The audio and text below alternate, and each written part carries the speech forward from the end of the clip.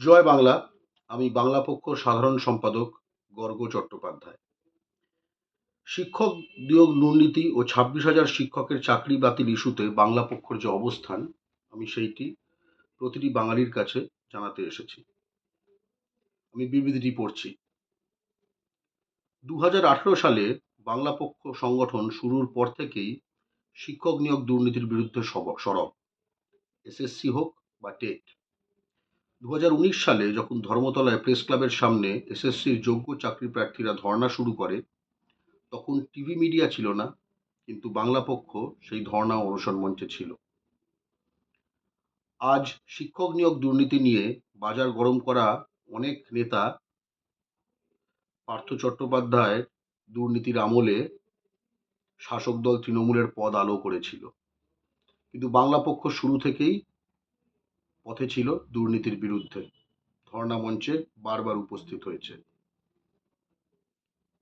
দোষীদের গ্রেপ্তার ও যোগ্যদের চাকরি, এটাই আমাদের মূল দাবি ছিল সবসময়, এখনো তাই। গতকাল সুপ্রিম কোর্টের রায় বাংলার প্রায় ২৬,০০০ শিক্ষক ও শিক্ষাকর্মীর চাকরি বাতিল হয়েছে।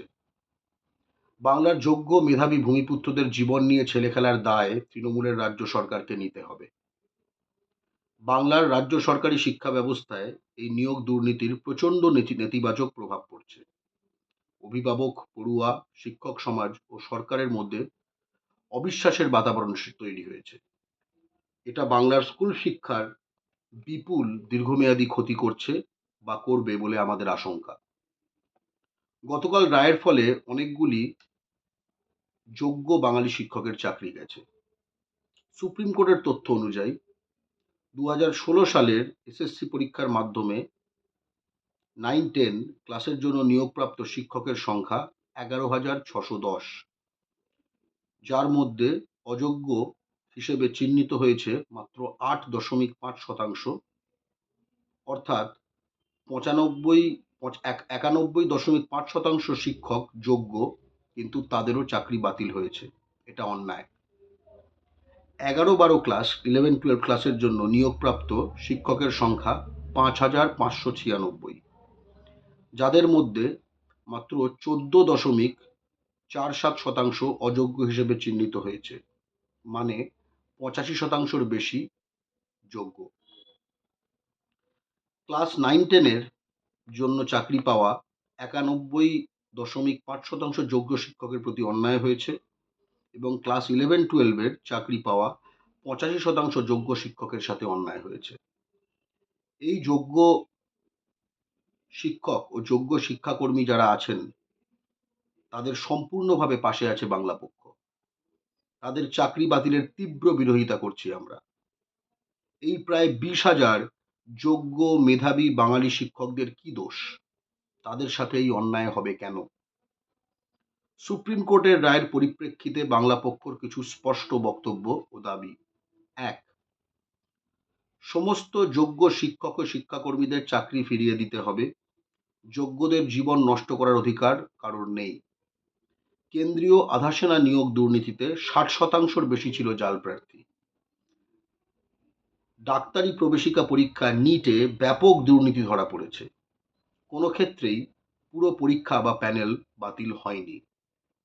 সুপ্রিম কোর্টের প্রতি সাংবিধানিক শ্রদ্ধা বজায় রেখেই বাংলা পক্ষর দাবি, বাংলার যোগ্য মেধাবী শিক্ষকদের চাকরিচ্যুত করা যাবে না।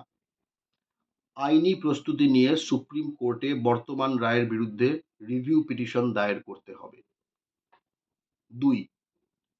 শিক্ষক নিয়োগ দুর্নীতি বাংলার একটি অভিশাপ। এই দুর্নীতির সাথে যারা যুক্ত তাদের সকলকে কোমরে দড়ি বেঁধে জেলে ঢোকাতে হবে। সে তারা তৃণমূলের নেতামন্ত্রী হোক বা আমলা, সকলের শাস্তি চাই। তখন তৃণমূলে থেকে দুর্নীতি করে এখন বিজেপি বা সিবিআই এর কোলে দোল খেয়ে শিক্ষক নিয়োগ দুর্নীতি নিয়ে সোচ্চার হওয়াদেরও কোনোভাবে ছাড়া যাবে না। যারা যারা দুর্নীতি করেছিল সকলের কোমরে দড়ি পরাতে হবে।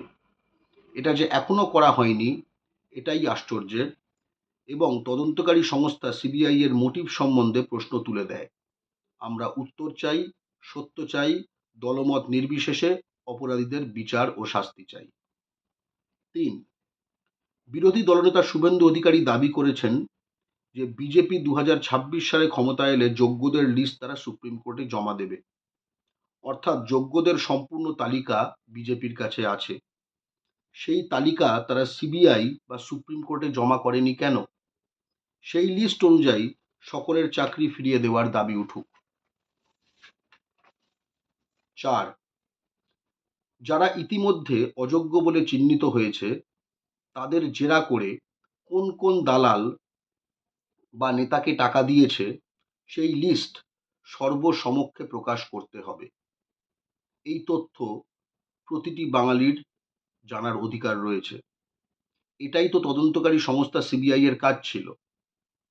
একা পার্থ চট্টোপাধ্যায় দুর্নীতি করেছে, বাকি সকলে ধোয়া তুলসী পাতা, এটা কেউ বিশ্বাস করে না।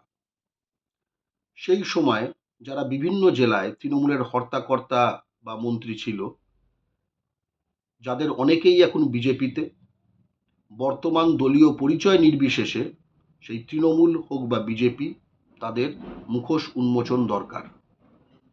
পূর্ব মেদিনীপুর হোক বা কোচবিহার, মুর্শিদাবাদ হোক বা পশ্চিম মেদিনীপুর, কেউ ছাড়া পেলে চলবে না। নারদা কেসে ববি হাকিম থেকে শুভেন্দু অধিকারী সবাই জড়িত, তদন্ত করছে সিবিআই, তাই সবাই ছাড় পেয়ে আছে, তৃণমূল হোক বা প্রাক্তন তৃণমূল এখন বিজেপি। শিক্ষক দুর্নীতি কেসেরও বাস্তবতা তাই। প্রতিটি বাঙালিকে এই সব গণশত্রুদের বিরুদ্ধে ঐক্যবদ্ধ হবার ডাক দিচ্ছে বাংলা পক্ষ। 5, সরকারি স্কুল শিক্ষা নানা প্রশ্নের মুখে পড়ছে। অভিভাবকরা ভরসা হারাচ্ছে, ছেলে মেয়েদের বেসরকারি স্কুলে ভর্তি করছে, ব্যাঙের ছাতার মতো গজিয়ে উঠছে অতি নিম্নমানের নানা বেসরকারি সিবিএসই স্কুল।